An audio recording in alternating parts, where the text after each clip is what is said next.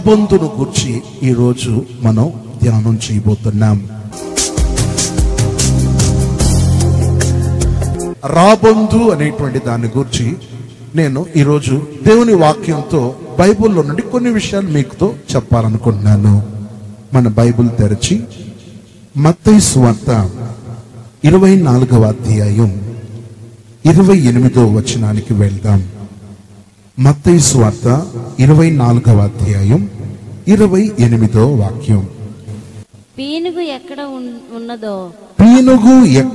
ఉన్నదో అక్కడ గద్దలు పోగవును. అక్కడ గద్దలు పోగొగును. దేవునికి స్తోత్రం. ఇంకో వాక్యం కూడా లూకాసు వార్త 17వ అధ్యాయం 37వ వచనం. లూకాసు వార్త 17వ అధ్యాయం 37వ వచనం. ఇద్దరు స్త్రీలు ఒక తిరగలి విసురుచుందురు. ఒకటి కొనుక్కుపోబడును, ఒకటి విడిచిపెట్టబడున. నేను శిష్యులు, ప్రభువా, ఇది ఎక్కడ జరుగునని ఆయన అడిగినందుకు ఆయన, పీనుగు ఎక్కడ ఉన్నదో అక్కడ గద్దలు పోగవునని వారితో చెప్పెను. దేవుని యొక్క నామానికి మహిమ కలుగును. ఇప్పుడు బైబిల్ పక్కన పెట్టేసి చెప్పే విషయం మీద మనసు కేంద్రీకృతం చేయండి. యేసు ప్రభు చెప్తూ పీనుగు ఎక్కడ ఉండునో అక్కడ గద్దలు పోగొగును అని చెప్తున్నారు. మీకు చాలా మందికి తెలుసు, పీనుగు అన్నప్పుడు ఏంది? శవం, చచ్చిపోయినటువంటి డెడ్ బాడీ. చచ్చిపోయినటువంటి డెడ్ బాడీ. బైబిల్ పరిభాషలో గద్దలు పోగొగును అని చెప్పి ఈ వచనంలో చెప్పబడుతుంది. కానీ గద్ద అని చెప్పి మనం బైబిల్లో తర్జమా చేసేటప్పుడు గద్ద అని చెప్తున్నారు. కానీ మనంగా హీబ్రూ నిఘంటును ఒకసారి తిరగేసి చూస్తే గద్ద అని చెప్పేటువంటి దాన్ని, లేదా పక్షిరాజు అనే దాన్ని, ఇంకా చెప్పాలంటే డేగ అనే దాన్ని ఆలోచించి ఒక్కొక్క దాని గురించి ఆలోచిస్తే, ప్రియమైన వారలారా, బైబిల్లో ఇంక్లూడింగ్ చేయబడిన ఆ యొక్క నిఘంటువులో ఉన్నటువంటి సత్యం ఏంటంటే, పూర్వకాలాల్లో రాబందు అనేది ఉండేవంట. రాబందు అని, అది దాని యొక్క స్వభావం ఏంటంటే, ఎక్కడైనా ఎవరైనా ఎప్పుడైనా చచ్చిపోయి ఉంటే ఆ చచ్చిపోయినటువంటి శవాన్ని పీక్కు తినేదే రాబందు. రాబందు స్వభావం ఏంటంటే చచ్చిపోయినటువంటి దాన్ని పీక్కు తినే గుణం. అందుకే పెద్దవాళ్ళు కూడా అప్పుడప్పుడు చెప్తూ ఉంటారు, మనం వింటూనే ఉంటాం, రాబందులాగా నన్ను పీక్కు తింటున్నాడు అని చెప్తా ఉంటారు, రాబందులాగా వెంట పడుతున్నాడు అని చెప్తా ఉంటారు. అవునా కదా? మాట్లాడే సందర్భంలో రాబందులాగా నన్ను పీక్కు తింటున్నాడు అని చెప్తారు. అవునా? రాబందులాగా వెంట పడుతున్నాడు అని చెప్తూ ఉంటారు. అవునా కదా? బైబిల్ పరిభాషలో మాత్రం ఇక్కడ పీనుగులు ఎక్కడుండునో గద్దలు అక్కడ పోగొగును అని చెప్పి ఉంది. కానీ ఆ గద్ద అనే దాన్ని రాబందు అని చెప్పి చెప్పవచ్చు మన భాషలో. ఎందుకంటే బైబిల్లో గద్ద అనే దానికి ఇంకో పరిభాషలో కూడా పక్షిరాజు అని చెప్పి చెప్పబడుతుంది. పక్షిరాజు అని చెప్పబడుతుంది.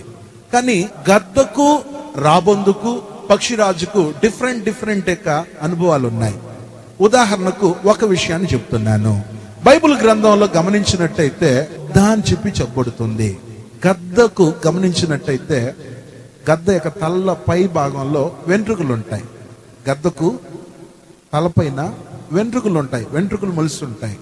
కానీ రాబందుకు చూస్తే తలపైన వెంట్రుకలు ఉండదు, బోడిగా ఉంటాయి. ఎట్లా ఉంటది? బోడిగా ఉంటాయి. ఈ రోజు పరిశుద్ధాత్మ దేవుడు మనకు చెప్పే ఆలోచన ఏంటంటే, చచ్చిపోయినటువంటి శవాన్ని ఈ రాబందు ఏం చేస్తుందంటే వెళ్ళి కూర్చొని పీక్కు తింటాడు. ఏం చేస్తుంది తెలుసా? ఆ యొక్క చచ్చిపోయినటువంటి పీనుగును, ఆ చచ్చిపోయినటువంటి దాన్ని తింటాది. నేను దీని గురించి నెట్లో సెర్చ్ చేశాను. ఇంకా కొంతమంది అనుభవ జ్ఞానులైన వాళ్ళ దగ్గర కూడా కొన్ని అడిగాను. వాళ్ళు చెప్పే విషయం ఏంటని చెప్పి గమనిస్తే, ఒక శవం, ఒక డెడ్ బాడీ ఈ రాబందుకు కనిపిస్తే ఇది ఏం చేస్తుందంటే తెలుసా, ఆ డెడ్ బాడీలో ఉన్నటువంటి ఆ కుళ్ళిపోయినటువంటి 2 లేదా 3 రోజులు అయిపోయి ఉంటే చచ్చిపోయినటువంటి వ్యక్తి యొక్క ఆ యొక్క శవాన్ని అది తనకున్న పదునైన ముక్కు సహాయంతో, కత్తి కంటే చాలా పదునుగా ఉంటదంట దాని ముక్కు. ఆ ముక్కు సహాయంతో ఏం చేస్తుందంట తెలుసా? పొడిచి ఆ కండలు పీకి తింటదంట. తినేసి ఈ రాబందుకు ఆ మాంసం, ఆ యొక్క మొత్తం కుళ్ళిపోయిన ఆ మాంసం అంతా తినేసిన తర్వాత ఇదేం చేస్తుందంట తెలుసా? ఇంకా శవమే రూపు లేకుండా ఒట్టి అస్థి పంజరం లాగా చేసేస్తుందంట. మెత్తడి అదన్నీ తినేసి ఇప్పుడు ఆఖరికి ఏం చేస్తుందంట తెలుసా? ఆ రాబందుకు ఎముక లోపల ఉందే ఏంది మూలిగి, ఆ మూలిగంటే చాలా ఇష్టం అంట రాబందుకు. ఆ ఎముక లోపల ఉందే మూలిగి, అది భలే ఇష్టం అంట. దాన్ని ముక్కు సహాయంతో పొడుస్తుందంట. ముక్కు సహాయంతో ఆ చేతుల యొక్క జాయింట్లను విడదీస్తుందంట, కాళ్ళ యొక్క జాయింట్ విడదీస్తుందంట. విడదీసి ఆ ఎముక లోపల ఉండేటువంటి ఆ మూలుగు బయటికి రావాలని ప్రయత్నిస్తుందంట. వాళ్ళు చెప్తున్నారు, పరిశోధకులు చెప్పే సంగతి చెప్తున్నాను. ఇది ఈ ఎముకను పట్టుకొనేసి తీసుకెళ్లి ఒక బండ మీద విసిరేస్తుందంట. ఇప్పుడు మీకు ఒక డౌట్ రావచ్చు, ఎముకను ఎట్లా, అంత పెద్ద ఎముకను ఎట్లా మోసుకెళ్తాది అని మీకు రావచ్చు. ప్రియమైన వాళ్ళారా, చరిత్ర చెప్పే విషయం నేను చెప్తున్నాను. కొంతమంది బలహీనంగా చచ్చిపోతారు కదా, వాళ్ళ యొక్క శవాన్ని భుజం మీద వేసుకొని వెళ్ళిపోతుందంట. ఇప్పుడు మనకు అది ఇంతే కదా అని అనుకోవచ్చు. ప్రియమైన వాళ్ళారా, నేను ప్రింట్అవుట్ తీసి మీకు చూపించాలనుకున్నాను, కానీ ఇది మన ప్రాంతంలో ఇప్పుడు అంతరించిపోయింది. కొన్ని దేశాల్లో ఇప్పటికీ రాబందు ఇప్పటికీ ఉన్నాయి. ఈ రాబందుకు ప్రకృతి నేస్తం అని చెప్పే ఒక బిరుదు కూడా ఉంది. ఈ రాబందుకు ప్రకృతి యొక్క నేస్తం అని చెప్పి. ఎందుకు దీనికి అట్లాంటి పేరు వచ్చిందని చెప్పి నేను ఇంట్రెస్ట్ గా ఆ యొక్క విషయాన్ని చదవడానికి మొదలు పెట్టినప్పుడు, అడవుల్లో, పెద్ద అడవుల్లో కొన్ని జంతువులు చచ్చిపోయి ఉంటాయి. ఇంకా కొంతమంది మనుషులు కూడా అక్కడ చచ్చిపోయి ఉంటే ఈ రాబందు ఏం చేస్తా తెలుసా? ఆ శవాల దగ్గరికి వెళ్ళి తింటా ఉంటదంట. ఆ తింటం వల్ల అక్కడ కొన్ని క్రిములు సోకకుండా, అక్కడ పురుగులు, ఆ యొక్క శవాళ్ళు పురుగులు పట్టకుండా ఆ శవాలను తినేయటం వల్ల ఇది ఆ ప్రాంతంలో ఉన్నటువంటి చెట్లకేమి పక్షులకేమి ఎటువంటి ఆ యొక్క కీటకాలు రాకుండా చేస్తుందంట. దీనికి ప్రకృతి నేస్తం అని చెప్పి దీన్ని పరిశోధకులు పిలుస్తున్నారు. దేవుని నామానికి స్తోత్రం. ఏది ఏమైనా ఇది ఇప్పుడు మన ప్రాంతంలో అంతరించిపోయాయి, కానీ ఇప్పటికీ కొన్ని దేశాల్లో ఇవి ఉన్నాయి. ప్రియమైన వాళ్ళారా, మీకు తెలుసు, మన తాత ముత్తాతల కాలంలో కలరా లాంటి ఫ్లడ్స్ రోగాలు, కలరా అంటే తెలుసా? ఇప్పుడు ఆ మాట కూడా మనకు వినబడదు. కలరా అని చెప్పేటప్పుడు ఇటు వాంతులు, ఇటు విరేచనాలు, మోషన్స్ ఏర్పడుతున్నప్పుడు ఒక చోట ఒక్కసారి ఆ కలరా రోగం సోకిందంటే వాడ, వీధి, ఊరు, గ్రామం, పల్లె ఇంకా అటాక్ అయిపోతే ఇక దానికి ఇంకా లేదు మందే. ఇప్పుడైతే దేవుని కృపను బట్టి దేవునికి స్తోత్రం, వైద్య ప్రపంచం వాళ్ళు, వైద్య నిపుణులైన వాళ్ళు ఎంతో శ్రమించి కలరా రాకుండా దానికి తగు చర్యలు తీసుకున్నారు. దేవునికి స్తోత్రం. కానీ పూర్వకాలాల్లో గమనిస్తే, మన తాతలు ముత్తాతల కాలంలో ఒక్కసారి ఒక గ్రామానికి కలరా అటాక్ అయిందంటే, ఒకసారి ఒక ఊరుకు కలరా వచ్చిందంటే ఇంకా ఏం లేదు, అట్లా వాంతులు వస్తాయి, ఇట్లా విరేచనాలు, బేదులు వస్తాయి, ఇంకా అంతే. ఇంకా వాళ్ళకు కాటికే, ఇంకా వాళ్ళు ఎక్కడికి, ఇంకా కాటికి. దేవుని నామానికి స్తోత్రం. చరిత్ర చెప్తా ఉంది, చరిత్రకారులు చరిత్ర చెప్తా ఉంది, పాత కాలంలో ఉన్నటువంటి వాళ్ళు చెప్తున్నారు, ఒక్కసారి కలరా రోగం సోకిందంటే దానికి ఇంకా మందు లేదు. ఇంకా వాళ్ళను గుట్లగా పేసేవాళ్ళు. కనీసం ఒక దేశంలో చెప్పబడుతా ఉంది చరిత్ర, ఆ ప్రజలను సమాధి చేయడానికి లేదా మట్ల పెట్టడానికి కూడా వీల్లేని పరిస్థితి, పెట్రోల్ పోసి తగలబెట్టలేని పరిస్థితి, కిరోసిన్ పోసి తగలబెట్టలేని పరిస్థితి. ప్రియమైన ఆ నీరు కలుషితమైపోయి, వాతావరణం కలుషితమైపోయి, అన్ని కలుషితమైపోయి ఎక్కడక్కడ పడిపోయారు. అటువంటి టైంలో ఈ యొక్క రాబందులు వెళ్ళి మనుషుల యొక్క శవాలను తినడానికి మొదలు పెడతాయి. రాబందు కొంత బలహీనంగా ఉన్న వాళ్ళు, సన్నగిల్లి ఒకవేళ ఉన్న వాళ్ళను భుజం మీద వేసుకొని వెళ్ళిపోతుందంట. భుజం మీద వేసుకొనేసి ఏకాంతమైన స్థలాలకు వెళ్ళిపోతాడు. బాగా దిట్టమైన పక్షి వెళ్ళిపోయి ఆ యొక్క మాంసం అంతా తినేసి ఆ ఎముక లోపల ఉన్నటువంటి మూలుగును తినడానికి ప్రయత్నిస్తుందంట. రాని పరిస్థితుల్లో ఒకవేళ 2-3 రోజులు అయిపోయి లోపల ఆ ఎముక మూలిగి లోపల బాగా గడ్డగట్టిపోయి, లేకపోతే అది రాకుండా ఉండేటప్పుడు ఇది ఏం చేస్తుందో తెలుసా, ఓ బండ అయిన ప్రాంతాన్ని తీసుకునేసి ఓ పెద్ద బండ లాంటి స్థలాలకు వెళ్ళి ఈ ఎముకను నోట్లో పట్టుకొని వెళ్ళేసి పై నుండి కింద వేస్తుందంట. కింద వేసేటప్పుడు కింద ఏముంది, బండ. పై నుండి వేసేటప్పుడు ఆ ఎముక అది ఎన్నిసార్లు పైకి వెళ్ళి కిందకి వేస్తా ఉంటే ఒకసారి విరుగుతుందంట. విరిగినప్పుడు ఆ లోపల ఉండే ఆ మూలికి కింద వచ్చి పడుతుందంట. ఒకవేళ రానప్పుడు ఎన్నిసార్లైనా ప్రయత్నిస్తూనే ఉంటుందంట. వచ్చే వరకు ఆఖరికి ఆ మూలుగు బయటకు వచ్చిన తర్వాత దాన్ని తిని బాగా కడుపార ఆరగించి తృప్తిగా అనుకుంటారు. ఇప్పుడు నేను అసలైన సబ్జెక్ట్ లో వస్తున్నాను. చూసారా, ఈ రాబందుకు ఏది దీని ఆహారం చెప్పండి? మనిషి యొక్క శవం. దీని ప్రాణంతో ఉన్నదాన్ని దేన్ని జోలికి పోదు. చూడండి, బ్రతికున్న మనిషి దగ్గరకు రాదు, బ్రతికున్న ఏ జంతువు దగ్గరకు పోదు. దీనికి కావలసింది ఏంటంటే పీనుగు. దీనికి కావలసింది ఏంటంటే చచ్చిపోయినటువంటి శవం దీనికి కావాలా. ఈ రోజు ఎందుకు దేవుడు ఇది మన ముందు పెట్టాడంటే దానికి కారణం లేకపోలేదు. ఈ రోజు కూడా చాలా మంది దేవుని బిడ్డలైనటువంటి వాళ్ళు ఈరోజు రాబందులాగా ఈరోజు ఉంటున్నారు. దేవుని బిడ్డలారా, నేను రాబందులో నుండి చెప్పే విషయం ఏంటంటే, రాబందుకు మంచి ఆహారం అది తిందు.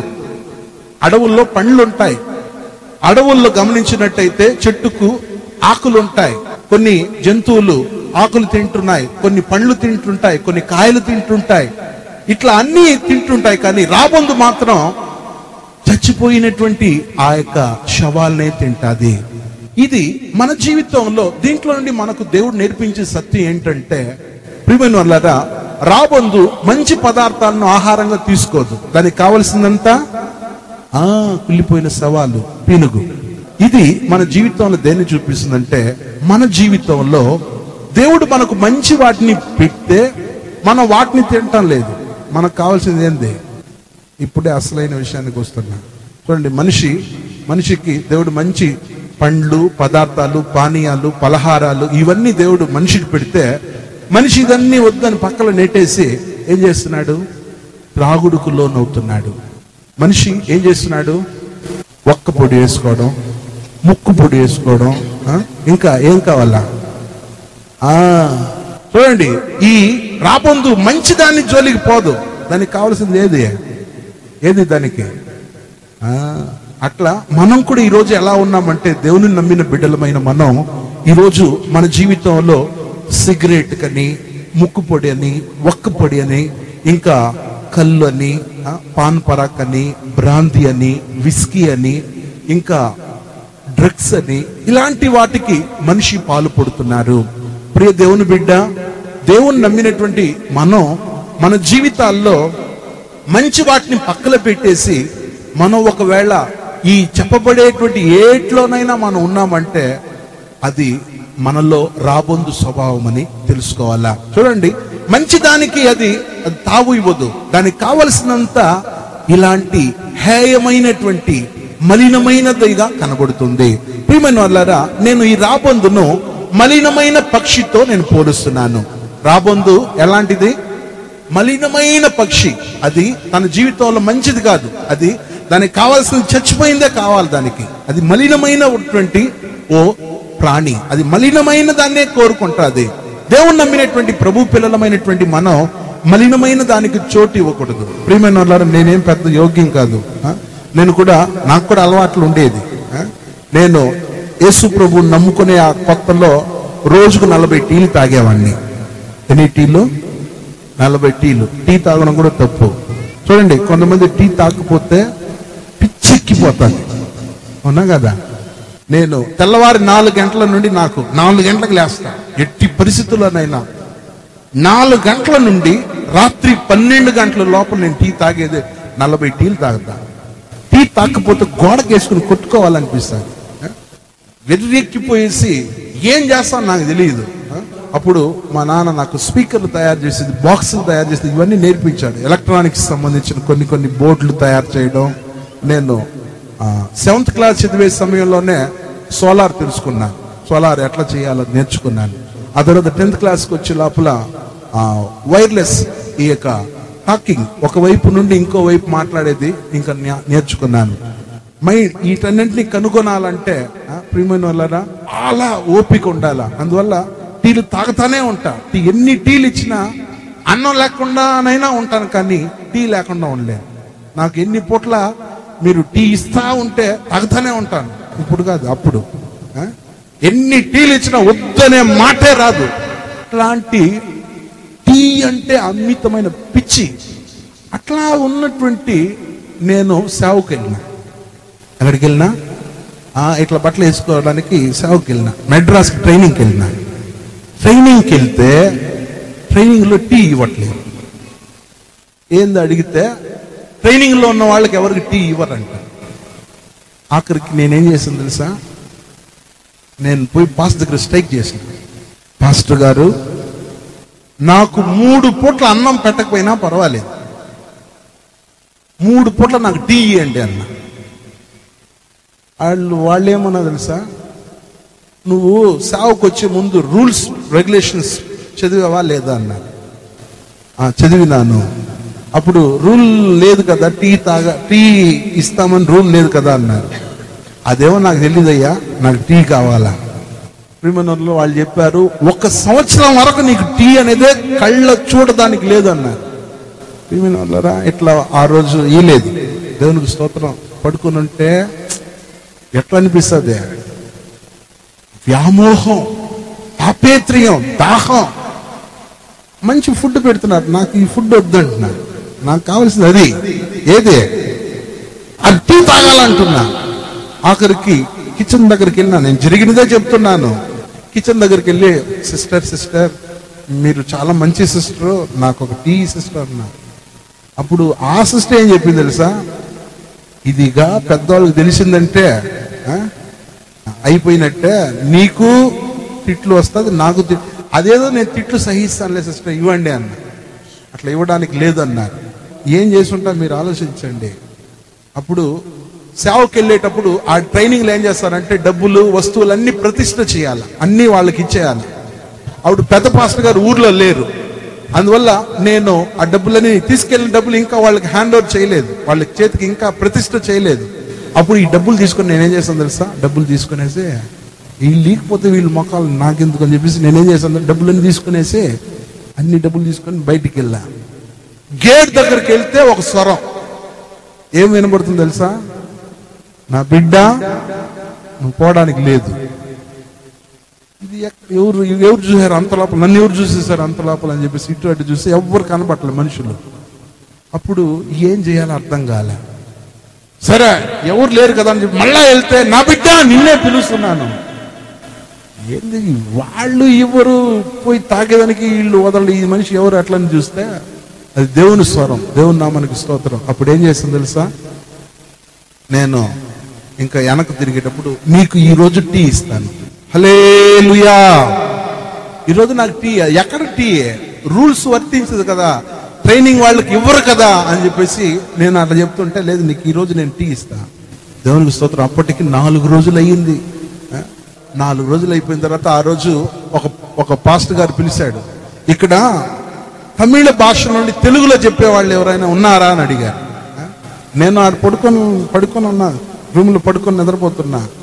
ఆఖరికి నన్ను వెతుక్కుంటూ వచ్చారు సీనియర్ బ్రదర్స్. వచ్చేసి, నిన్ను పాస్టర్ పిలుస్తున్నారు, నువ్వు తమిళ నుండి తెలుగులో చెప్పాలంట అని చెప్పి ఇంక పరిగెత్తుకుని వెళ్తే అక్కడ ఏంటంటే, ఇప్పుడు కూడా రూల్ ఏంటంటే, అక్కడ కీబోర్డ్ వాయించే వాళ్లకు, తర్జుమా చేసే వాళ్లకు, ఇంకా ఇన్స్ట్రుమెంట్స్ ప్లే చేసే వాళ్ళకి ఏం చేస్తారంటే మధ్యలో ఒక టీ ఇస్తాను. అక్కడ ఏం చేస్తారంటే కీబోర్డ్ వాయించే వాళ్ళకైనా, లేకపోతే అక్కడ పాస్టర్ గారికి తర్జుమా చేసే వాళ్ళకైనా, హాల్ శుభ్రం చేసే వాళ్ళకైనా ఒక టీ ఇస్తాను. అప్పుడు అట్లా వెళ్తే ఆడ చెప్తా ఉంటే టీ వచ్చింది. దేవుని నామానికి స్తోత్రం. అక్కడ జరిగిందే చెప్తున్నా. పాస్టర్ గారు తమిళ్లో ప్రసంగం చేస్తుంటే నేను ప్రసంగాన్ని తెలుగులో చెప్పట్లేదు, టీ తాగుతా కూర్చున్నా. అప్పుడు వాళ్ళు చూశారు, ఓహో చెప్పట్లేదంటే, ఉండండి పాస్టర్ 4 రోజులు అయ్యింది దీన్ని చూసి, దీన్ని తాగి 4 రోజులు అయ్యింది, కాసేపు ఉండండి చెప్తాను ఉండండి. పూర్తిగా టీ తాగిన. దేవుని నామానికి స్తోత్రం. ప్రియమైనలారా, ఆఖరికి టీ తాగిన తర్వాత ఆ రోజు నుండి ట్రైనింగ్ అయిపోయే వరకు నాకు టీ వస్తానే ఉండింది. నేను రోజు నేను తర్జమా చేస్తానని చెప్పి ముందు కూర్చుంటా. ఆడు టీ చెప్పడం వచ్చేసి వాక్యం చెప్పినా టీ దొరుకుతుంది కదా అని చెప్పేసి అట్లా ముందుకు వెళ్ళిపోయి కూర్చుంటా. ప్రేయర్ 6 గంటల కంటే నేను 5:30కి పోయి కూర్చొని ఉంటా. ఎందుకనే? టీ కోసం. దేవుని నామానికి స్తోత్రం. ఇప్పుడు నేను టీ తాగట్లేదు. ఎప్పుడో ఈ చలి వచ్చేటప్పుడు మాత్రం టీ తాగుతా. ఆ రోజు దేవుని దగ్గర ప్రతిష్ఠ చేసుకున్నా, ట్రైనింగ్ అయ్యే సమయంలో, ప్రభువా ఇంక మీద నేను దీని జోలికి పోకున్నాను. నేను ఎందుకు చెప్తున్నానంటే, చూడండి, కొంతమందికి ఆ టైం అయ్యేటప్పుడు టీ తాగకుండా ఉండలేరు, ఆ టైం అయ్యేటప్పుడు ముక్కుపొడి వేసుకోకుండా ఉండలేరు, ఆ టైం అయ్యేటప్పుడు ఆ అలవాటు చేసుకోకుండా ఉండలేరు. దేవుని నామానికి స్తోత్రం. ఎందుకంటే నేను ప్రాక్టికల్ గా నేను అనుభవించాను కాబట్టి చెప్తున్నా. కానీ ఈ రోజు దేవుని వాక్యాన్ని వింటున్న ప్రియ దేవుని బిడ్డ, నీ జీవితంలో ఏదైనా అలవాటు అనేది ఉంటే ఆ అలవాటు రాబందు. చూడండి, ఈ రాబందుకు మంచి ఎన్ని ఉన్నా కానీ వాటి జోలికి పోదు. దీనికి కావాల్సింది ఏదే? చచ్చిపోయినటువంటి శవమే కావాలా. దేవుని నామానికి స్తోత్రం. అందువల్ల నీ జీవితంలో కూడా ముక్కుపొడికి అలవాటు అయితే, దేవుని బిడ్డ, ఈ రోజే దేవుని దగ్గర వదిలిపెట్టేసి. ఎందుకో తెలుసా? ఈ రోజు వైద్య ప్రపంచం చెప్పే సంగతి ఏంటంటే, ముక్కుపొడి వేసుకునేటప్పుడు ఏది వస్తుందో తెలుసా? చెప్పండి, ఏది వస్తుంది? క్యాన్సర్ రోగం వస్తుంది. అందువల్ల దాంట్లో నుండి విడుదల పొందాల. దాంట్లో నుండి దేవా నాకు విడుదల దయచేయి తండ్రి అని చెప్పేసి దేవుని దగ్గరకు మనం మరలాలా. ఈ జంతువుకు గమనించినట్టయితే అది ఏం చేస్తుందంటే, అది ఆ శవం మీద వాలిపోతుంటుంది. ప్రియ దేవుని బిడ్డ, నేను ఈ రాబందు నుండి నేను దేవుని వాక్యాన్ని మీకు ఏం చెప్పదలుస్తున్నానంటే, దేవుని యొక్క బిడ్డలమైనటువంటి మన జీవితాల్లో దేవుడు మనకు పండ్లను ఇచ్చాడు, పదార్థాలను ఇచ్చాడు, పానీయాలను ఇచ్చాడు, పలహారాలు ఇచ్చాడు. వాటిని తినండి, తాగండి, వద్దు అన్ను. కానీ మనిషికి హాని అనేది ఏవో వాటి జోలికి పోబాకండి. ఈరోజు చూడండి, 6 అడుగులు కలిగిన మనిషి 3 అంగుళాల బీడికి బానిస అయిపోతున్నాడు. ఈరోజు దృఢ శరీరం ఉన్నటువంటి వాళ్ళు త్రాగుడుకు లోనైపోతున్నారు. ఈరోజు గంజాకు, ఇంకా పాన్ పరాకుకు, ఇంకా బీడి వక్కలకు, ఇంకా రకరకాలైనటువంటి ఆ యొక్క వాటికి బానిసలైపోతున్నారు.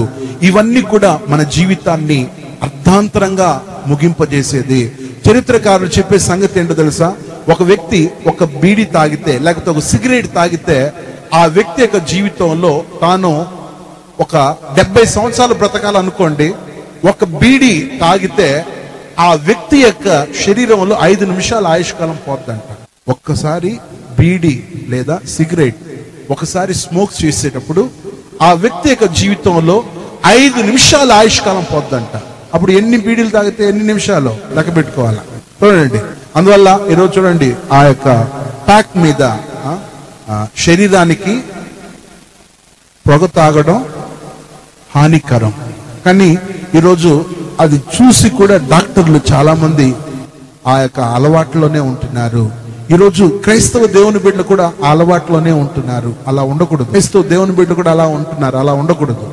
అందుకే నేను చెప్పాను కదా, ఒకసారి ఒక పాస్టర్ గారు బాప్తీసం కోసం బాప్తీసం తొట్టులో బాప్తీసం ఇవ్వాలా అని చెప్పేసి అందరినీ ఎవరెవరు పేర్లు ఇచ్చారో వాళ్ళకి వాక్యం చెప్పి బాప్తీసం ఇస్తున్నారు. బాప్తీసం ఇస్తున్న టైంలో, బాప్తీసం అంటే తెలుసా? చేతులు ఎత్తండి. బాప్తీసం నాకు తెలుసు, చూశాను నేను. దేవునికి స్తోత్రం, దించండి. బాప్తీసం తొట్టులో ఒక ఆయనకు బాప్తీసం ఇస్తూ పైకి లేపితే, ఆ బాప్తీసం తీసుకుంటున్నాడే ఆ వ్యక్తి యొక్క పాకెట్లో నుండి, ఆయన జోబీలో నుండి సిగరెట్ ముక్కలు బయటకు వచ్చింది. నీళ్ళల్లో లోపల ముంచి పైకి తీసే లోపల సిగరెట్లు బయటికి వచ్చింది. ఇప్పుడు ఏమయ్యా, సిగరెట్ల అలవాటు నీకుందా అని అడిగాడు. అప్పుడు ఆయన ఏం చెప్పాడు తెలుసా? సార్, నేను ఎప్పుడు సిగరెట్లు తాగను సార్, ఎప్పుడైనా ఈ ఒక్క పొడి వేసుకొని ఒక్కలు వేసుకుంటానే అప్పుడు మాత్రం సిగరెట్ తాగుతాను సార్ అన్నాడు. ఒరే ఒరే ఒరే, ఒక్కాకేసుకునే అలవాటు కూడా నీకు ఉందా అన్నాడు. సార్ ఎప్పుడు వక్కాకు వేసుకోండి సార్, కొంచెం మందు తాగేటప్పుడు ఆ వాసన రాకుండా ఉండడానికి కొంచెం వక్కాకే. ఒరే మందు వేసుకునే అలవాటు కూడా నీకు ఉందా అన్నాడు. సార్ మందు ఎప్పుడు వేసుకోను సార్, నేను ఎప్పుడైనా నా భార్యను కుడితేటప్పుడు నేను మందు వేసుకుంటాను అన్నాడు. నీ భార్యను కూడా కొడుతున్నావా అని చెప్పి అడిగాడు. ఎప్పుడు కొట్టను సార్, ఎప్పుడైనా దొంగతనం చేసేటప్పుడు ఆమెను కొడతాను సార్. ఓహో, దొంగతనం చేసే అలవాటు కూడా నీకు ఉందా? చూడండి, ఒక్కొక్కటి లింక్ లాగా వస్తానే ఉంది బయటికి. చూడండి, అట్లా అన్ని అలవాట్లు ఈరోజు దేవుని బిడ్డ నమ్మిన బిడ్డల్లో కూడా ఉన్నాయి, ఉండకూడదు. ఒకవేళ అలాంటిది ఏదైనా ఉంటే అది రాబందు లాంటి స్వభావము. ప్రియమైన వాళ్ళరా, రాబందు గమనించినట్టయితే అది ఏం చేస్తుందంటే శవాలపై పోయి వాళ్తాది. కానీ ఈ రోజు నేను ఈ మెసేజ్ లో ఒక దేవుని నమ్మినటువంటి బిడ్డ మన జీవితంలో 3 కార్యాల మీద మనం వాలకూడదు. ప్రియమైన రాబందు తన 2 రెక్కలతో ఏం చేస్తుందంటే చచ్చిపోయిన శవాలపై పోయి వాళ్తాది. అది మన జీవితంలో ఉండకూడదు. నేను 3 విషయాలు చెప్పుకోరుతున్నాను. ఒకటి, తలంపుల ద్వారా వాలే అనుభవాలు ఉన్నాయి. తలంపుల ద్వారా వాలే అనుభవము. రెండవది, హృదయం ద్వారా వాలే అనుభవము. హృదయం ద్వారా వాలే అనుభవము. మూడవది, మనస్సు ద్వారా వాలే అనుభవము. చూడండి, ఒకటి తలంపుల ద్వారా వాలే అనుభవము, రెండవది హృదయం ద్వారా వాలే అనుభవము, మూడవది మనస్సు ద్వారా వాలే అనుభవము. చూడండి, ఆ యొక్క రాబందు అయితే చక్కగా ఆ రెక్కల సహాయంతో పోయి శవాల మీద వాలిపోతుంటాయి. ఈరోజు దేవుని నమ్మిన బిడ్డలమైనటువంటి మనం ఈరోజు తలంపుల ద్వారా వాలిపోతున్నాం, హృదయం ద్వారా వాలిపోతున్నాం, మనసు ద్వారా వాలిపోతున్నాం. దేవుని బిడ్డల్లో ఈ వాలిపోయే స్వభావం ఉండకూడదు. దేవుని బిడ్డ, నీ జీవితంలో దేవుడు నీకు మంచి వాటిని ఇచ్చాడు, వాటినే నువ్వు అనుభవించాలని దేవుడు కోరుతున్నాడు. యేసయ్య చెప్పేటప్పుడు చెప్తూ ఇక్కడ ఎక్కడైతే పీనుగు ఉంటుందో అక్కడ గద్దలు పోయి వాలుతాది అన్నారు. ప్రియమైన వాళ్ళారా, మన జీవితంలో తలంపుల ద్వారా వాలకూడదు. చూడండి, రాబందు పీనుగులపై వాలడం అంటే చెడ్డ తలంపులు పోయి అది లీనమైపోతుంది. చూడండి, రాబందు ఇంకా పోయి ఆడ వాలిపోయిందంటే ఇంకా దాంతోనే ఇంకా అది తృప్తిగా తిని అన్నిటినీ అనుభవించిన తర్వాత అది బయటికి వెళ్ళిపోతుంది. దేవుని నమ్మిన బిడ్డలమైనటువంటి మన జీవితాల్లో మనం తలంపుల ద్వారా వాలిపోకూడదు. బైబిల్ గ్రంథంలో గమనించినట్టయితే ఒక దేవుని బిడ్డ యొక్క జీవితంలో తలంపులు మంచి తలంపులు కాదు, మనిషి యొక్క తలంపులు. బైబిల్ గ్రంథంలో చెప్పబడుతుంది, దేవాతి దేవుడు అంటున్నాడు. ఏమంటున్నాడు తెలుసా? యెషయా గ్రంథం 59వ అధ్యాయం 7వ వాక్యానికి వెళ్తే అక్కడ దేవుడు ఒక మాట అంటున్నాడు. ఏంటని చెప్పి గమనించినట్టయితే, మీ తలంపులు నా తలంపులు వంటివి కావు, మీ త్రోవలు నా త్రోవల వంటివి కావు అని చెప్పి ఆ దేవుడు సెలవిస్తున్నాడు. ఒకసారి చూద్దామా బైబిల్ గ్రంథంలో ఆ మాట ఎలా ఉందో ఒకసారి చూద్దాం. దేవుని మాట ఈ రీతిగా ఉన్నది. ఒకసారి ఆ మాట, వారి కాళ్ళు పాపము చేయుటకు పరిగెత్తుతున్నవని, నిరపరాధులను చంపుటకై అవి త్వరపడునని చెప్పి, వారి తలంపులు పాప హేతుకమైనవి అని చెప్పి ఉంది. ఒకసారి చూద్దాం. యెషయా గ్రంథం 55వ అధ్యాయం 8వ వచనం. యెషయా 55:8. నా తలంపులు మీ తలంపులు వంటివి కావు, నా తలంపులు మీ తలంపులు వంటివి కావు, మీ త్రోవలు నా త్రోవలు వంటివి కావు, మీ త్రోవలు నా త్రోవలు వంటివి కావు. ఇదే యెహోవాకు. దేవునికి స్తోత్రం. బాగా నిదానం చూడండి. నా తలంపులు మీ తలంపులు వంటివి కావు అంటున్నాడు. సరే, దేవుని తలంపులు వేరు, మనిషి తలంపులు వేరు. మనిషి తలంపులు ఏంటని చెప్పి గమనిస్తే, నేను చెప్పాను కదా మొదటి రెఫరెన్స్ యెషయా గ్రంథం 59వ అధ్యాయం 7వ వాక్యంలో, వారి యొక్క కాళ్ళు పాపం చేయడానికి పరిగెత్తేటట్లు, నిరపరాధులను చంపుటకు అవి త్వరపడేటట్లు, వారి తలంపులు ఎలాంటిదో చూద్దాం. 7వ వాక్యం, యెషయా 59:7వ వాక్యం. వారి కాళ్ళు పాపం చేయి పరిగెత్తుచున్నవి, వారి కాళ్ళు పాపం చేయి పరిగెత్తుచున్నవి, నిరపరాధులను చంపుటకు అవి త్వరపడును, నిరపరాధులను చంపుటకు అవి త్వరపడును. వారి తలంపులు పాపహేతుకమైన తలంపులు, వారి తలంపులు పాపహేతుకమైన తలంపులు, పాడును నాశనమును వారి త్రోవల్లో ఉన్నవి. దేవునికి స్తోత్రం. పాడును నాశనమును వారి త్రోవల్లో ఉన్నవి. చూడండి, మన తలంపులు వేటి మీద వాలకూడదు. దేవుని నామానికి స్తోత్రం. మన తలంపులు మంచి తలంపులుగా ఉండాలా.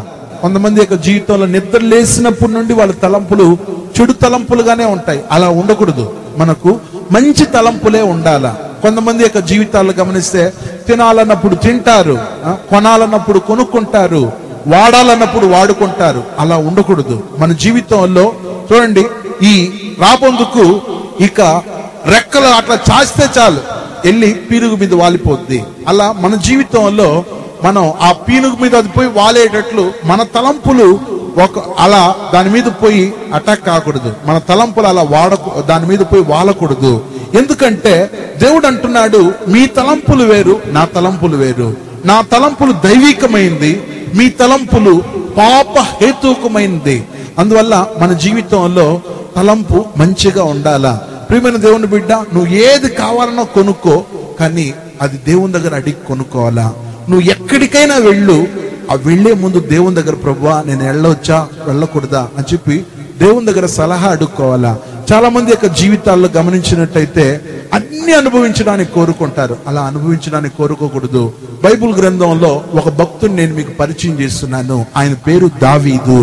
ఆ వ్యక్తి ఏం చెయ్యాలనుకున్నా కానీ చీటికి మాటికి దేవుని దగ్గర అడిగి అడిగి అడిగి చేసేవాడు. బైబిల్ గ్రంథంలో నేను చూపించగోరుతున్నాను. ఆ వ్యక్తి తన జీవితంలో చిన్న దానికైనా పెద్ద దానికైనా దేవుని దగ్గరికి వెళ్ళేసి, ప్రభువా నేను ఇట్లా ఆ యొక్క ఫిలిస్తీన్లకు ఎదురుగా పోవచ్చా, నేను ఒకవేళ ఫిలిస్తీన్లకు ఎదురుగా పోతే వాళ్ళను నువ్వు నా చేతికి అప్పగిస్తావా అని చెప్పి దేవుని దగ్గర పోయి విచారించే స్వభావం ఉంది. చూడద్దాం ఓసారి 2వ సమూయేలు గ్రంథం 5వ అధ్యాయం 19వ వాక్యానికి వెళ్దాం.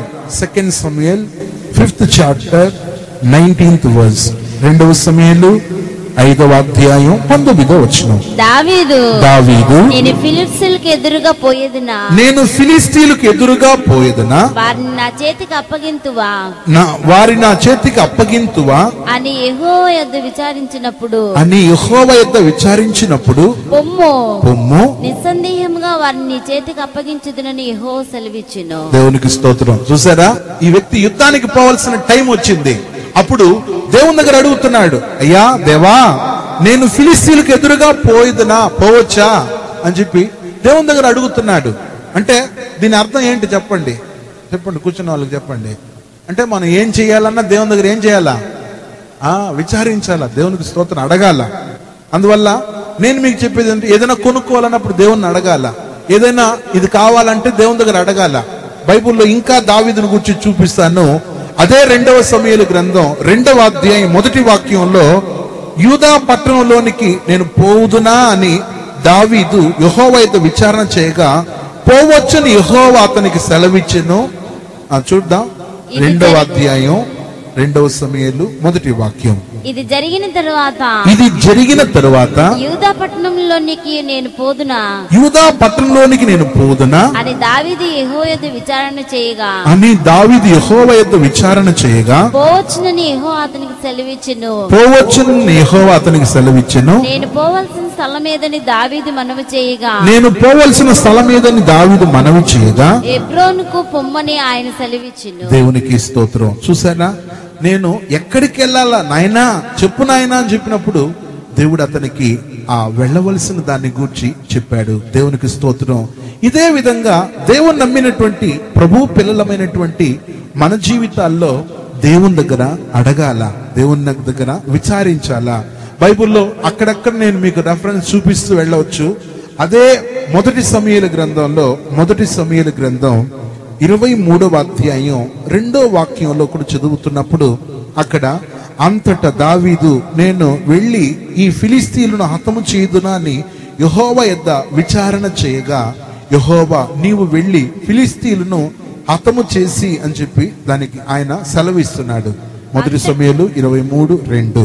అంతటి దావీదు నేను ఫిలిస్తీయులను హతం చేయుదునా అని యెహోవా యొద్ద విచారణ చేయగా యెహోవా నువ్వు వెళ్లి ఫిలిస్తీయులను హతం చేసి కేయిలాను రక్షించమని దావీదునకు సెలవిచ్చెను. దేవునికి స్తోత్రం. చూసారా, అడిగాడా ఇక్కడ కూడా దావీదు దేవుణ్ణి? చెప్పండి, అడిగాడా? దేవుణ్ణి విచారించాడు. ఇంకా మీరు 4వ వచనానికి రండి. అదే 1 సమూయేలు 23వ అధ్యాయం 4వ వాక్యంలో కూడా మరలా దావీదు మరలా యెహోవా యొద్ద విచారణ చేసెను. నువ్వు లేచి కెయీలాకు వెళ్ళుము, ఫిలిష్తీయులను చేతికి అప్పగింతునని యెహోవా సెలవీయగా. దేవుని యొక్క నామానికి స్తోత్రం. చూసారా, ఇక్కడ కూడా మళ్ళా దేవుణ్ణి విచారిస్తున్నాడు, మళ్ళా దేవుని దగ్గర అడుగుతున్నాడు. అంటే ఇది దేవుని బిడ్డలకు తగిన విషయం. చూడండి, మనం మనసు కోరినట్లు మనం చేసేకూడదు, మన ఊహలు చేసేటట్లు మనం చేసుకోకూడదు. అలా అడిగి చేసేటప్పుడు అందులో ఆశీర్వాదం ఉంది.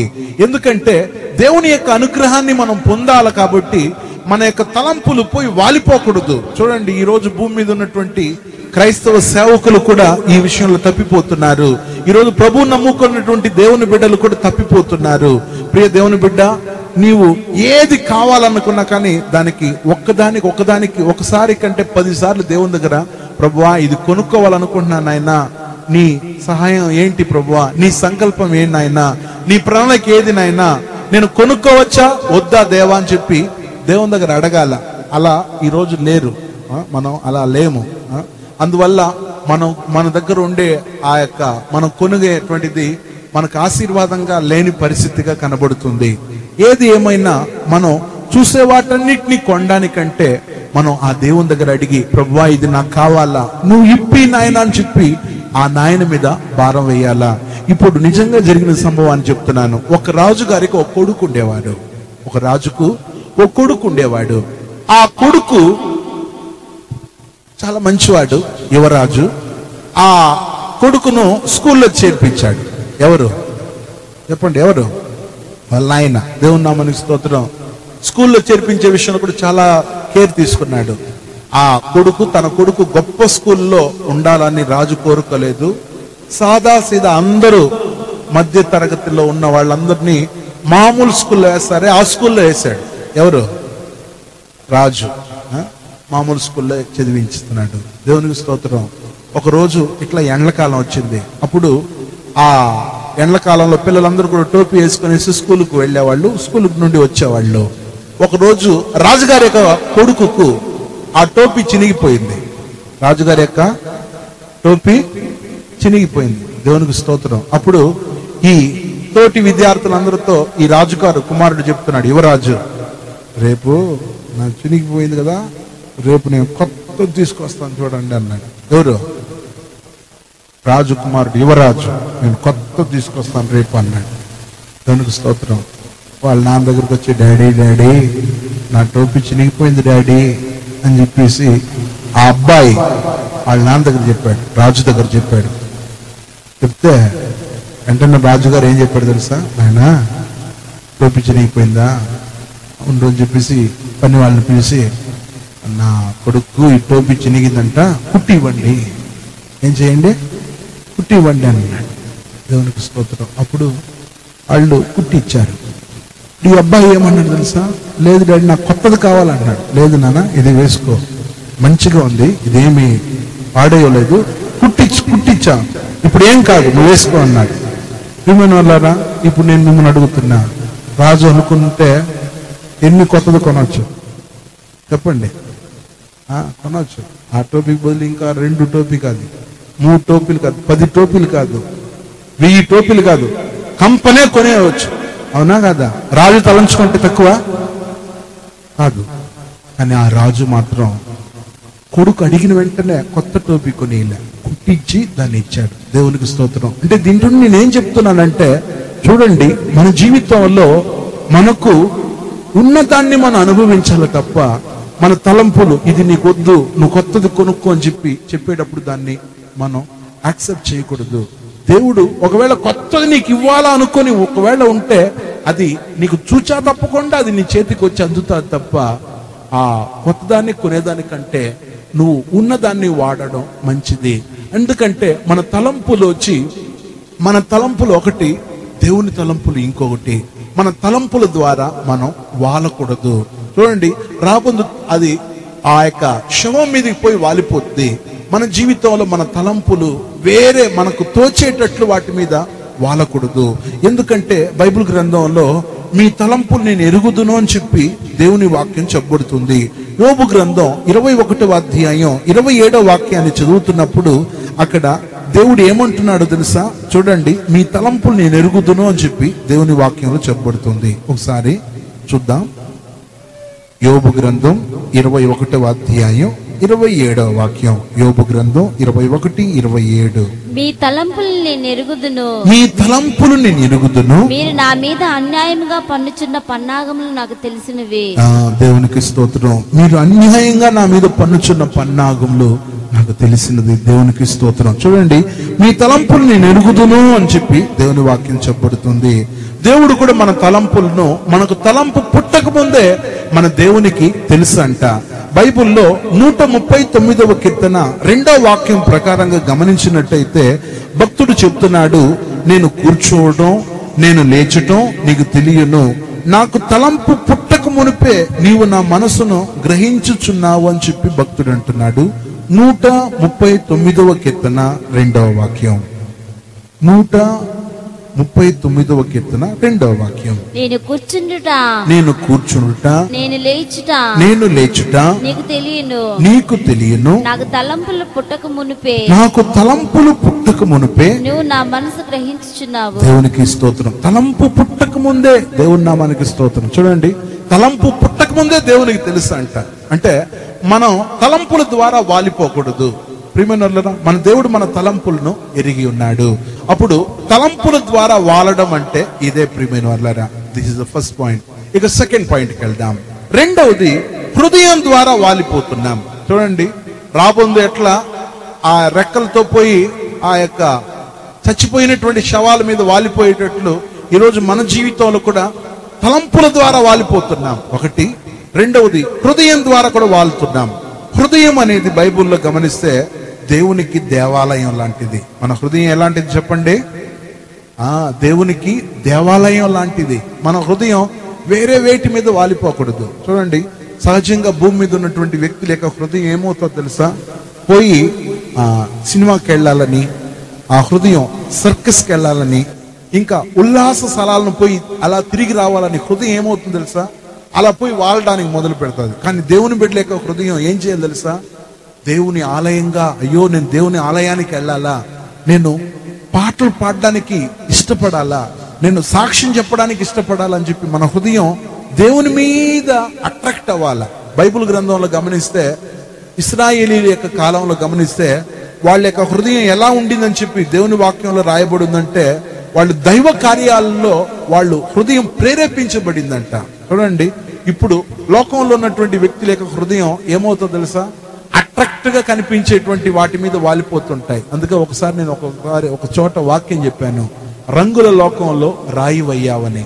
ఆ యొక్క మెసేజ్ లో ఒక వ్యక్తి యొక్క హృదయంలో ఆకర్షణీయమైన వాటి మీద మనుషుల యొక్క హృదయం తహతహలాడిపోతుంది అని చెప్పి దేవుడు చెప్పాడు. కానీ మన హృదయం దేవుని యొక్క వాక్యం మీద, దేవుని యొక్క ఆలయం మీద, దేవుని యొక్క పాటల మీద, దేవుని మీద మన యొక్క హృదయం అట్రాక్ట్ అవ్వాలి తప్ప లోకమైన కార్యాలతో అట్రాక్ట్ కాకూడదు. బైబిల్లో నిర్గమకాండం 35వ అధ్యాయం 21వ వాక్యానికి వెళ్తే అక్కడ తరువాత ఎవని హృదయం వారిని ప్రేరేపించునో రేపెనో అని చెప్పి ఉంది. చూడండి, ఆ వాక్యాన్ని గురించి దేవుని వాక్యం ఎలా ఉంది? నిర్గమకాండం 35వ అధ్యాయం 21వ వచనం. నిర్గమకాండం 35వ అధ్యాయం 21వ వచనం. తరువాత ఎవని హృదయం వారిని రేపునో, ఎవని మనసు వారిని ప్రేరేపించునో, వారందరూ వచ్చి ప్రత్యక్షపు గుడారం యొక్క పని కొరకు దాని సమస్త సేవ కొరకును ప్రతిష్ఠిత వస్త్రముల కొరకును యెహోవాకు అర్పణలు తెచ్చిరి. దేవుని యొక్క నామానికి మహిమ కలుగును. చూడండి, ఇక్కడ గమనించినట్టయితే ఎవని హృదయం వారిని ప్రేరేపించను అని చెప్పి రాయబడింది. అంటే వాళ్ళు ప్రత్యక్ష గుడారానికి వచ్చారు, వారు దేవుని సన్నిధి ఉండే స్థలానికి వచ్చారు. వాళ్ళు దేవుని ఆలయం కట్టే విషయంలో, ఆ ప్రత్యక్ష గుడారం కట్టేదానికి వాళ్ళు పూనుకున్నారు. దేవుని నమ్మిన ప్రభు పిల్లలమైనటువంటి మన హృదయం కూడా ఆ యొక్క ప్రేరేపించబడాల. బైబిల్ గ్రంథంలో గమనిస్తే చాలా మంది యొక్క హృదయాలు దైవ కార్యాలకు ప్రేరేపించబడింది, చాలా మంది హృదయాలు లోక కార్యాలకు ప్రేరేపించబడింది. బైబిల్ గ్రంథంలో ఒక ఎగ్జాంపుల్ చెప్పాలనుకున్నాను. బైబిల్లో అబ్రహాము, లోతు వీళ్ళిరువురు కూడా వాళ్ళు కానానుకు ప్రయాణం చేయవలసిన టైం వచ్చింది. ఆ టైంలో జరిగింది ఏంటో తెలుసా?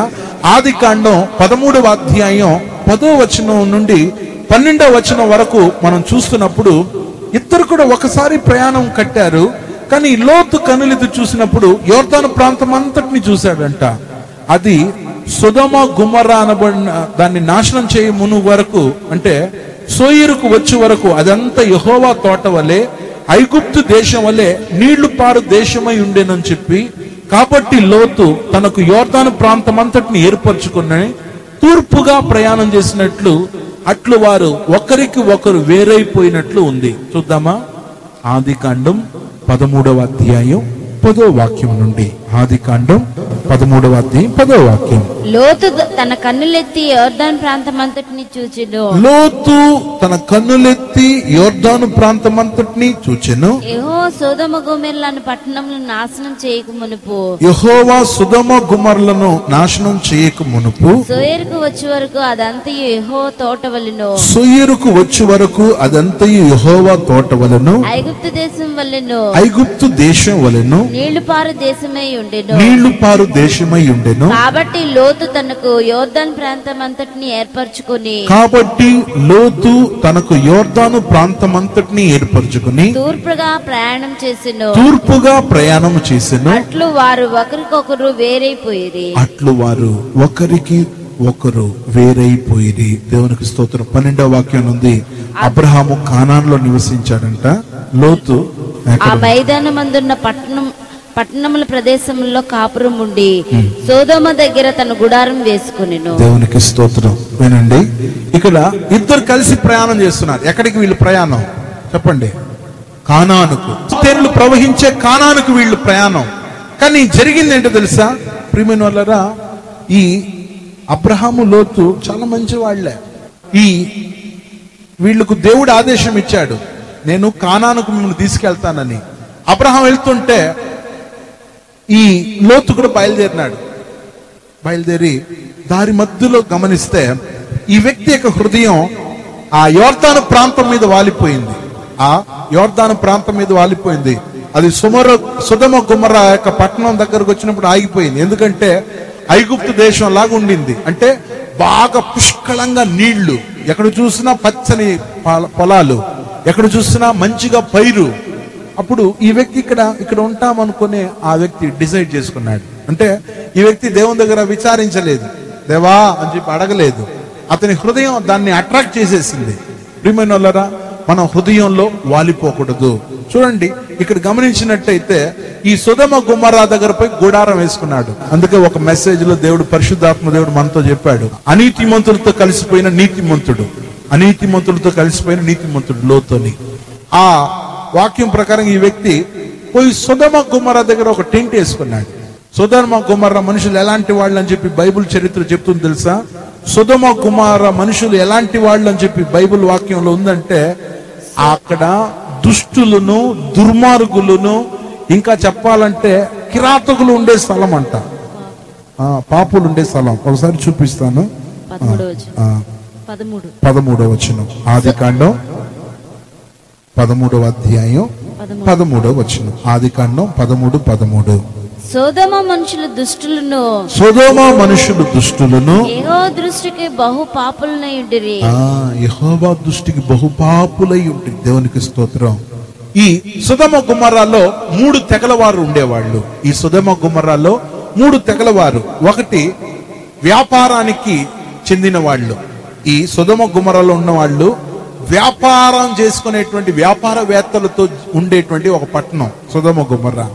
రెండవది వ్యభిచార పాపం చేసేటువంటి ప్రజలు అక్కడ ఉన్నారు. సెకండ్, వ్యభిచార పాపంలో మునిగి తేలుతున్న వాళ్ళు ఉండేవాళ్ళు. ఇక మూడవది ఆడంబరముగా జీవించే వాళ్ళు ఉండే స్థలం సొదొమ గుమర్రా. ఆడంబరముగా జీవించే వాళ్ళు వీళ్ళు ఉండేటువంటి చోటికి ఈ వ్యక్తి వెళ్ళి చేరుకున్నాడు. నేను అనుకున్నాను, బహుశా వాళ్ళు ఎట్లా ఉంటే నాకెందుకు, నేను భక్తిగా ఉంటానని ఈ వ్యక్తి ఫస్ట్ అనుకున్నాడు. తీరా ఆ వ్యక్తి భక్తిహీనుల దగ్గరకు పోయి చేరాడని అతనికి తెలియలేదు.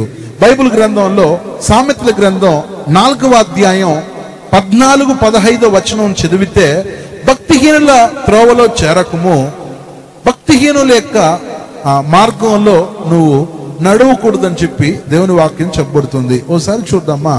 సామెతల గ్రంథం 4వ అధ్యాయం 14వ వాక్యాన్ని చదువుతున్నప్పుడు అక్కడ భక్తిహీనుల యొక్క త్రోవలో చేరవద్దని, దుష్టుల మార్గంలో నడువద్దని, దాని యందు ప్రవేశింపక తప్పించుకొని తిరుగు, దాని నుండి తొలగి సాగిపో అని చెప్పి దేవుని వాక్యం చెప్పబడుతుంది. చూద్దామా? సామెతలు 4:14-15. భక్తిహీనుల త్రోవను చేరకుము, భక్తిహీనుల త్రోవను చేరకుము, దుష్టుల మార్గమున నడవకుము, దుష్టుల మార్గమున నడువకుము, దాని యందు ప్రవేశింపక దాని యందు ప్రవేశింపక తప్పించుకొని తిరుగుము, తప్పించుకొని తిరుగుము, దాని నుండి తొలగి సాగిపొమ్ము. దాని నుండి తొలగి సాగిపొమ్ము. ఈ భక్తిహీనుల దగ్గరకు చేరాడు. చూసారా? భక్తిహీనులు అని చెప్పి అట్లా ఉందా లేదా? నేను అప్పుడప్పుడు అనుకుంటాను, భక్తిహీనులు అంటే ఏంది? భక్తిహీనులు అనే దానికి ఈ టైంలో అబ్జర్వేషన్ చెప్తున్నా. చూడండి, ఇప్పుడు గమనిస్తే పూర్తిగా భక్తి లేదని కాదు, భక్తిహీనులు అని ఉంది. చూడండి, డాక్టర్ దగ్గర ఎవరైనా అస్వస్థలో ఉన్న పేషెంట్ వెళ్ళారనుకో, అయ్యా నీకు రక్తహీనత ఉంది అంటారు. రక్తహీనత అంటే నీకు రక్తం ఉంది కానీ చాలినంత రక్తం లేదు. ఏంది? చాలినంత రక్తం లేదు. రక్తం బొత్తిగా లేదని కాదు, నీకు రక్తహీనత అంటే చాలనే ఉంది. భక్తిహీనత అంటే కూడా అదే అర్థం. అంటే ఎక్కువ లేదు, తక్కువ లేదు, కొంచెం మీడియంగా ఉంది. కానీ దేవుని నమ్మిన బిడ్డలకు ఎలా ఉండాలా? భక్తిహీనత ఉండాలనా, భక్తి ఉండాలనా? ఇప్పుడు నేను అడుగుతున్నా, మనం ఆరాధనకు 11 గంటలకు వచ్చామంటే భక్తిహీనత ఉన్నట్ట, భక్తి ఉన్నట్ట? అబ్బా, అసలైన విషయానికి వస్తున్నాం బ్రదర్ మీరు. చూడండి, మన జీవితాలు అలా ఉండకూడదు, మనం భక్తిహీనులుగా ఉండకూడదు. భక్తి ఉండేవాళ్ళు సమయానికి దేవుడు 8:50 వచ్చేస్తాడు ఇక్కడికి. ఎన్ని గంటలకు వస్తాడు? 8:50. మనం ఆఫీసర్స్ కాబట్టి కొంచెం లేట్గా, ఇప్పుడు ఊళ్ళో వచ్చేస్తారు, కింద పై మనుషులందరూ వచ్చేస్తారు. మనం ఆఫీసర్ కొంచెం లేట్గా వచ్చినా అది తప్పు కాదు. కానీ ఇప్పుడు మనం ఆఫీసర్ అయిపోయాం. ఎవరికి? చూడండి, అట్లా ఉండదు. భక్తిహీనత అంటే అదే. అంటే మనకు తెలుసు, కూటం స్టార్ట్ అయ్యే టైం తెలుసు, మనకు బుధవారం ఏముంటుందో తెలుసు, శనివారం ఏముంటుందో తెలుసు, ఆదివారం ఏముంటుంది అన్నీ తెలుసు. రక్తహీనత కదా. ఏదే రక్తహీనత, భక్తిహీనత. చూడండి, ఈ సుధమ కుమార మనుషులు వచ్చి భక్తిహీనులు వాళ్ళ దగ్గర పోయి చేరాడు ఈ నీతిమంతుడైనటువంటి లోతు. అలా ఉండకూడదు. అంటే ఇది హృదయంలో వాలిపోయే అనుభవము. ఇది హృదయంలో వాలిపోయే అనుభవం. హృదయంలో వాలకూడదు. ఇది సెకండ్ పాయింట్. థర్డ్ పాయింట్ కు చెప్పి ముగించగోరుతున్నాను. మూడవది, మనస్సు ద్వారా వాలకూడదు. చూడండి, ఫస్ట్ది ఏం చెప్పాను? ఏంటి చెప్పాను? తలంపుల ద్వారా వాలే అనుభవము. రెండవది ఏం చెప్పాను? హృదయం ద్వారా వాలే అనుభవం. మూడవది ఏంటి? మనస్సు ద్వారా వాలే అనుభవం ఉండకూడదు. మన మనస్సు ద్వారా వాలకూడదు మనం. దేవునికి స్తోత్రం. బైబిల్ గ్రంథంలో గమనిస్తే మనస్సు అని చెప్పినప్పుడు ప్రియమైన వాళ్ళ, మన మనస్సు అంతా దేవునిలో నిండి ఉండాలా. మన మనస్సు అంతా ఎట్లా నిండి ఉండాలా? దేవునిలో నిండి ఉండాలా. చాలా మంది యొక్క మనసు ఎలా నిండి ఉంటుంది తెలుసా? చాలా మంది మనసు వేరే దాంట్లో నిండి ఉంటది. తుచ్చమైన పాప కార్యాలు నిండి ఉంటాయి. అది మనకు తగ్గకూడదు, అది వద్దు మనకు. మన మనసంతా నిండి ఉండాలా. నా మనసంతా నువ్వు నిండి ఉండాలా దేవా అని చెప్పి మనం దేవునిలో ఉండాలా. ఎందుకని చెప్పి బైబిల్ గ్రంథంలో గమనిస్తే 143వ కీర్తన 8వ వాక్యంలో, నీ యందు నేను నమ్మిక ఉంచి ఉన్నాను, ఉదయమున నీ కృపా వార్త నాకు వినిపించు అని చెప్పి భక్తుడు అంటున్నాడు. ఒకసారి చూద్దామా? 143వ కీర్తన 8వ వాక్యం. నీ యందు నేను నమ్మిక ఉంచి ఉన్నాను, ఉదయమున నీ కృపావార్తను నాకు వినిపింపుము. నీ వైపు నా మనసు నేను ఎత్తుకొనుచున్నాను. హల్లెలూయా. క్రింద, నేను నడవలసిన మార్గం నాకు తెలియజేయము. నేను నడవలసిన మార్గం నీవు నాకు తెలియజేయము. దేవునికి స్తోత్రం. చూడండి, అంటే మన మనసు దేవునిలో ఉండేటప్పుడు మనం ఎలా వెళ్ళాలనో, ఏ త్రోవలో వెళ్ళాలనో దేవుడు మనకు చెప్తాడు. మన మనసు అటెన్షన్ లేకపోతే మనం చేరలేం. చూడండి, ఇప్పుడు మన మనసు మనకు సహకరించలేదనుకో, మనం దేవునిలో ఉండలేం. నేనేం చెప్తున్నాను, మన మనసు మనల్ని కరెక్ట్గా నడిపించకపోతే మనం ఎట్లా అయిపోతాం? చర్చికి అనుకుని మనకు ఆశ ఉన్నా కానీ ఇప్పుడు వద్దు, నువ్వు పనికి వెళ్ళన్న మన మనసు అట్లా తీసుకొని వెళ్ళిపోయింది అనుకో, చర్చికి పోతామా పనికి వెళ్తామా? పనికి వెళ్తాం, ఏ సందేహం లేదు. మన మనసు కరెక్ట్ గా మనల్ని కంట్రోల్ చేసి మనల్ని తీసుకెళ్తేనే మనం పోగలం. మన మనసు నువ్వు వద్దు అని చెప్పేసి అట్లా వెళ్ళిపోతే ఇంకా చర్చికి రాలేదు. అందువల్ల దేవుని పిల్లలమైనటువంటి మన మనసు ఎట్లా ఉండాలంటే మన మనసు కరెక్ట్ గా ఉండాలి. అందువల్ల దేవుని నమ్మిన బిడ్డలుగా మనం ఉండాలి. కొంతమంది ఇక్కడ మనం ఎట్లా ఉన్నాం తెలుసా? ఇది వింటే మీకు అర్థమవుద్ది. ఎలా ఉన్నామంటే మనం ఎండ్రకాయలాగా ఉన్నాం. ఎట్లా ఉన్నా? ఎండ్రకాయలాగా ఉన్నాం. ఒకరోజు పిల్లలు, చిన్న పిల్లలు ఎండ్రకాయలు వచ్చి వాళ్ళ మమ్మీ దగ్గరికి వచ్చిందంట. మమ్మీ మనం ఎందుకు మమ్మీ కరెక్ట్ గా ఇట్లా పక్కకి వెళ్ళిపోతుంటాం, మనం ఎందుకు పక్కకి వెళ్తున్నామా అని చెప్పిందంట. అప్పుడు వాళ్ళ అమ్మ చెప్పింది, ఎవరు చెప్పింది పక్కకి వెళ్తున్నాం, మనం పక్కకు పోవమే. లేదు మమ్మీ, అన్ని జంతువులు మన ఎగతాలు చేస్తున్నాయంటే, లేదు మనం కరెక్ట్ గా నడుస్తున్నాము అని చెప్పిందంట. ఏదే? వాళ్ళ మమ్మీ చెప్పిందంట. లేదు మమ్మీ, అందరూ చెప్తున్నట్టు లేదు, కరెక్ట్గా నిలబడి చూద్దాం అని చెప్పేసి, రెడీ అటెన్షన్, నిలబడండి అందరూ అని చెప్పిందంట. అన్నీ నిలబడినాయి. నేను రెడీ 1 2 3 చెప్తాను, అప్పుడు అందరూ కరెక్ట్గా స్ట్రైట్గా పోతామని చెప్పిందంట. ఇప్పుడు ఇవి స్ట్రైట్గా నిలబడ్డాయి అటెన్షన్లో. ఇప్పుడు చెప్పింది తల్లి, రెడీ 1 2 3 అనే లోపలన్నీ పక్కకి వెళ్ళింది. ఏం మమ్మీ, ఇదే మమ్మీ నేను చెప్పిందంటే, అప్పుడు చెప్పిందంట మమ్మీ, మన బ్రతుకు అంతే. ఏదే? మన బ్రతుకు, మన జిందగీ అంతే. మనం ఎప్పుడు 11 గంటలకు వచ్చేవాళ్ళం కదా, మనకు ఎంత అటెన్షన్ అయినా ఎన్ని అయినా అంత పక్కకే వెళ్ళేది మనం. అది మన స్వభావం అంతే. అట్లా మనం ఉండకూడదు. చూడండి, అప్పుడు మన జీవితాల్లో మన మనస్సు కరెక్ట్గా ఉండాలి. బైబిల్ గ్రంథంలో ఒక వాక్యం ఉంది, సామెతల గ్రంథం 16:32 వాక్యంలో గమనిస్తే, మనస్సును స్వాధీనంలో ఉంచుకోవాలని ఉంది. పరాక్రమశాలి కంటే దీర్ఘశాంతం గలవాడు శ్రేష్ఠుడు, పట్టణమును పట్టుకున్న వాని కంటే తన మనస్సును స్వాధీనం చేసుకునే వ్యక్తి శ్రేష్ఠుడు అని రాయబడి ఉంది. చూద్దామా ఒకసారి? సామెతల గ్రంథం 16:32 వాక్యం. పరాక్రమశాలి కంటే దీర్ఘశాంతం గలవాడు శ్రేష్ఠుడు. పరాక్రమశాలి కంటే దీర్ఘశాంతుడు గలవాడు శ్రేష్ఠుడు. పట్టణమును పట్టుకుని వాని కంటే తన మనస్సును స్వాధీనపరుచుకుని వాడు శ్రేష్ఠుడు. దేవునికి స్తోత్రం. తన మనస్సును స్వాధీనం చేసుకోవాలి, తన మనస్సును స్వాధీనం చేసుకోవాలా.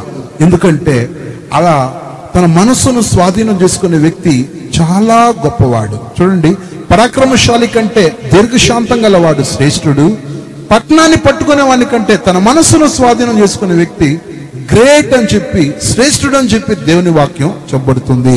ఎందుకంటే సామెతల గ్రంథం 22:17 చెప్పబడుతుంది, చెవియొగ్గి జ్ఞానమును ఉపదేశమును ఆలకింపుము, నేను కలుగుచేయి తెలివిని పొందుటకు మనస్సు నిమ్ము అని చెప్పి దేవుని వాక్యం చెప్పబడుతుంది. సామెతలు 22:17. చెవియొగ్గి జ్ఞానుల ఉపదేశము ఆలకింపుము, నేను కలుగుచేయి తెలివిని పొందుటకు మనస్సు నిమ్ము. దేవునికి స్తోత్రం. మన మనసు దేవునికి ఇవ్వాల, మన మనసును దేవునికి ఇచ్చేయాల. మన మనసును మనం తీసుకోకూడదు. ఎందుకంటే మన మనసు దేవుడిచ్చిన ఒక వరం. అందువల్ల దేవుని నమ్మిన బిడ్డలమైనటువంటి మన మనస్సులో మనం వాలకూడదు. నేను వాక్యం ముగిస్తున్నాను, ఒకే ఒక వాక్యం చదివి ముగిస్తాను. రోమాపత్రిక 12:2 వాక్యంలో చెప్పబడుతుంది దేవుని వాక్యం, మనస్సులో రూపాంతరం పొందాలా, మీరు లోక మర్యాదను అనుసరింపకయు ఉత్తమమును అనుకూలమును సంపూర్ణమై ఉన్న దేవుని చిత్తం మీదో పరీక్షించి తెలుసుకున్నట్లు మీ మనస్సు మారి నూతన మొగుట వలన రూపాంతరం పొందుడి అని చెప్పి అపోస్తులుడైనటువంటి పౌలు గారు రోమాపత్రిక 12:2 ఆ యొక్క సంఘానికి లేఖ రాస్తున్నారు. రోమాపత్రిక 12వ అధ్యాయం 2వ వాక్యం. కాబట్టి సహోదరులారా పరిశుద్ధమును దేవునికి అనుకూలమునైన సజీవ యాగముగా మీ శరీరములను ఆయనకు సమర్పించుకొనుడని దేవుని వాత్సల్యమును బట్టి మిమ్మల్ని బతిమలాడుకొనుచున్నాను. ఇట్టి సేవ మీకు యుక్తమైనది. మీరు ఈ లోక మర్యాదను అనుసరింపక ఉత్తమమును, వినండి, ఉత్తమమును, అనుకూలమును, రెండవది అనుకూలమును, సంపూర్ణమునై ఉన్న, మూడవది సంపూర్ణమునై ఉన్న దేవుని చిత్తం మీద పరీక్షించి తెలుసుకున్నట్లు మీ మనస్సు మారి నూతన మగుట వలన రూపాంతరం పొందుడి. దేవుని నామానికి స్తోత్రం. మీ మనస్సు మారి నూతన పరచబడి రూపాంతరపైక అనుభవంలో మార్చబడాలా. అందరు కళ్ళు మూయండి. ఈ మెసేజ్ ఇంతటితో ముగిస్తున్నాను. ఆ యొక్క రాబందు అది చచ్చిపోయిన పీనుగు మీద పోయి వాలిపోతా ఉంది. అదే విధంగా నీవు నేను మన యొక్క తలంపుల్లో పోయి వాలిపోతున్నాం, మన హృదయంలో వాలిపోతున్నాం, మన మనస్సుల్లో వాలిపోతున్నాం. దేవాతి దేవుడు ఆది కాండంలో ఆదాము హవ్వలను దేవుడు సృష్టించిన తరువాత వాళ్లకు దేవుడు 3 కార్యాలను ఏలమని చెప్పి దేవుడు వారికి చెప్పాడు. ఆ 3 కార్యాలు ఏంటో తెలుసా? బైబిల్ చెప్తా ఉంది. ప్రియమైన వారలారా, దేవుని వాక్యంలో చెప్పబడుతుంది, ఆకాశ పక్షులను ఏలుడి అన్నాడు, భూమి మీద ప్రాకే జంతువులు ఏలుడి అన్నాడు, సముద్రపు చేపలను ఏలమన్నాడు. మీరు ఇది ఇంటికెళ్ళి ఆది కాండం 1:28 చదివి చూడండి. ఆకాశమందు ఉండే వాటిని, భూమి మీద ఉన్న వాటిని, సముద్రం క్రింద ఉన్న వాటిని ఏలమని దేవుడు 3 కార్యాలు చెప్పాడు. ఇదే విధంగా నీవు నేను ఏలాలని దేవుడు కోరుతున్నాడు. అందరు కళ్ళు మూయండి. నీ హృదయం, నీ తలంపు, నీ మనసు ఎలా ఉందో ఒకసారి పరీక్షించుకో. రాబందు మలినమైన ఒక పక్షి, అది మలినమైనటువంటి ఒక చెడు కార్యంలో మునిగి ఉంది. దేవుని బిడ్డ, నీకు దేవుడు పండ్లను ఇచ్చాడు తినమని, దేవుని బిడ్డ నీకు పలహారాలు ఇచ్చాడు, దేవుని బిడ్డ నీకు పానీయాలు ఇచ్చాడు. నువ్వు తినవలసిన దాన్ని తినకుండా తినకూడని దాన్ని తింటూ జీవిస్తున్నావా? ఈరోజు దేవుడు నీతో మాట్లాడుతున్నాడు. ప్రభువా, నేను ముక్కుపొడి వేసుకోను నాయన, ఆకు ఒక్క వేసుకోను నాయన, బీడీ సిగరెట్లు తాగును నాయన, మత్తు పదార్థాలు నేను సేవించను ప్రభువా. దేవా, నన్ను ఒక్కసారి కనికరించు నాయన అని చెప్పి ఆ ప్రభువుని అడుగుదామా?